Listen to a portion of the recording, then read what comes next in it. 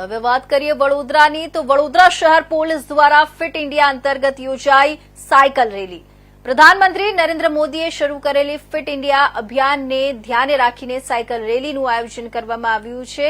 ત્યારે વડોદરા શહેર પોલીસ દ્વારા ફિટ ઇન્ડિયા ચળવળ પર સાયકલ રેલી યોજવામાં આવી હતી। ફિટ ઇન્ડિયા અંતર્ગત વડોદરા શહેર પોલીસ દ્વારા યોજાયેલા cycle rally police commissioner Narasimha કુમારના અધ્યક્ષ સ્થાને યોજાઈ હતી।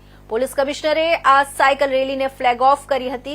આ રેલી પોલીસ ભવનથી નીકળી હતી અને શહેરના રાજમહેલ રોડ, લાલબાગ બ્રિજ થઈ પ્રતાપનગર પોલીસ મુખ્યાલય પહોંચી હતી।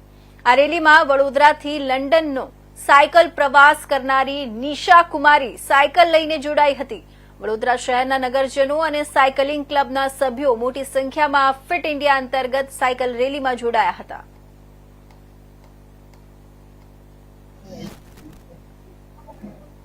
संडे ऑन साइकिल आ थीम पर फिट इंडिया मूवमेंट अंतर्गत अपने एक साइकिल रैलीનું આયોજન કરી છે। આમાં પોલીસ અધિકારીઓ, પોલીસ પરિવારના સભ્યો અને શહેરના નાગરિકો ખૂબ ઉત્સાહથી ભાગ લઈ રહ્યા છે।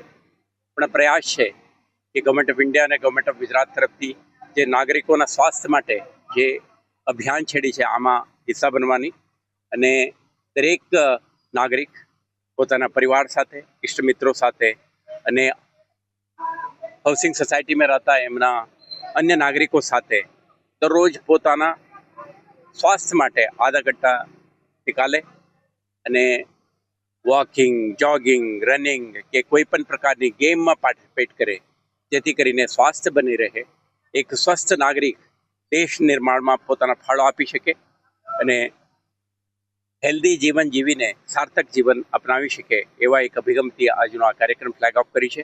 આ કાર્યક્રમમાં આપણા અધિકારીઓ ઉપરાંત નિશા કુમારી જે માઉન્ટેનિયર છે અને સાથે સાથે આપણા શહેરના અન્ય જે સ્પોર્ટિંગ આઇકોન્સ છે, અનુષા કૈતવાસ છે, સ્વિમિંગના નિષ્ણાત છે, એ જ રીતે દિશાંત શાહ અને સહેજ પટેલ જેઓ બાસ્કેટબોલ ક્ષેત્રમાં વડોદરા શહેરનું નામ રાષ્ટ્રીય અને આંતરરાષ્ટ્રીય સ્તરે જે રોશન કરી છે એવા વેલ નોન સ્પોર્ટ્સ આઇકન્સ પણ આ ઇવેન્ટમાં આજે પાર્ટિસિપેટ કરી રહ્યા છે।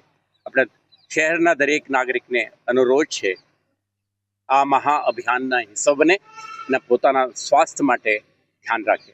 Thank you sir. આજની ફાસ્ટ લાઈફ જે છે એમાં ફિટ રહેવું કેટલું જરૂરી માનો છો?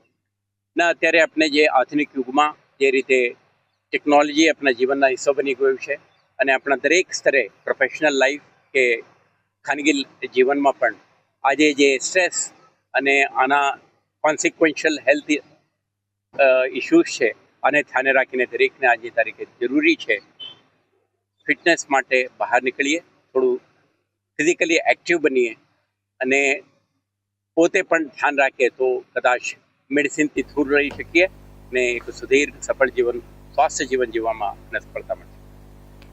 તો હવે આપણે વાત કરીએ વડોદરાની તો વડોદરાના વાઘોડિયા રોડ પર આવેલા નવજીવન આવાસ